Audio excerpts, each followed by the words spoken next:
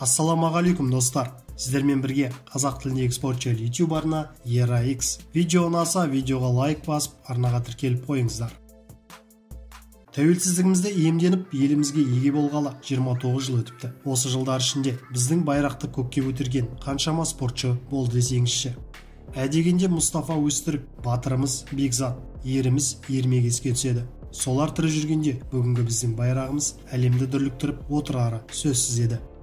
Осы уақытқа дейін кісі қолынан қаза тапқан қаншама спортшыларымыз бар. Солардың бірі Асқар Шайхиев, самбо күресінен әлем чемпионы. Асқар ағамыз 2000 жылдың мамыр айында кісі қолынан қаза тапты. Еш алаңсыз үйіне жақындап қалған азаматқа белгісіз біреулер оқ атқан. Атылған 4 оқта дәл тиіп, оқиға орнында көз жұмды. Баскетболшы Игорь Нанаев түнгі клубта болған төбелес кезінде ауыр жарақаттар алған. Жансақтау бөліміне алып келгенде, оның бас сүйегі мен ішкі мүшелеріне қатты зақым келгендігі анықталады. Спортшы есін жимастан Петропавл қаласындағы ауруханада қайтыс болды. Дзюдодан Қазақстан чемпионы Жасұлан Абиев қараша айында Шығыс Қазақстан облысында орналасқан Қаражыра кенішінде кезекте тұрғанда ұрыс басталып, жанжал орын алады. Куәгерлердің айтуынша, спортшыны басынан суық қарумен жарақаттаған. Алған жарақаты ауыр болғандықтан спортшы жан тапсырды. Ермек Серіков Азияның 3 дүркін чемпионы. Шахтинсктегі мейрамханалардың бірінде басталған даудамайды жастар қала сыртында шешуге ұйғарады. Белгіленген жерге еш алаңсыз жеткен спортшыға белгісіз біреулер оқ атқан. Бұл қандыда қайғылы оқиға 2009 жылдың 11 тамызында болды. Бокстан КСРО және Азия чемпионы Бектас Әбубәкіров 2001 жылы Қарағанды қаласында қанды оқиға орын алды. Офсайд дәмханасында тамақ ішіп отырған 5 жігіт қас пен көздің арасында мерт болды. Олардың арасында Бектас Әбубәкіров та бар еді.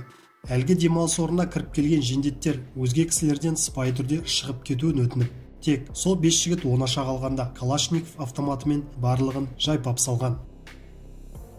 Суретші әрі таеквондодан 6-шы дан иегері Бексейіт Түлкеев. Мұстафа Өзтүріктің шәкірті, Қазақстан суретшілер одағының мүшесі болған. Спорт пен сурет өнерін қатар ұстаған бірегей тұлға. 47 жасында автотұрақ ішінде кісі қолынан қаза болды. Қазақстан таеквондо мектебінің негізін қалаған Мұстафа Өзтүрік атамекенін аңсап жетіп, топырағын сүйіп, туған елімен табысқан есіл ерді абайсызда ажал алып кетті. Кей деректерде оның қастандықпен уланып, бақилық болғаны жазылады. Сидней олимпиадасының чемпионы Бекзат Саттарханов 2000 жылы желтоқсанның 31 күні көлік апатынан қаза тапты.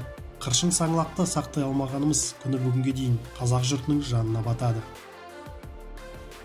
Сочидегі олимпиада ойындарының қола жүлдегері Денис Тен.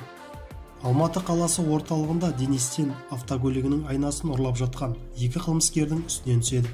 Төбелес кезінде Денис оң жамбасынан ауыр пышақ жарақатын алып, күре тамырына зақым келгендіктен көп қан жоғалтып көз жұмды.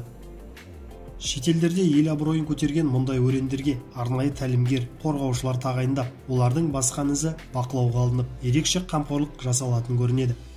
Шетелдіктердің осы үрдісін бізде де басшылыққа алатын кезең жеткен сияқты. Сіздермен бірге болған ERA-X арнасы.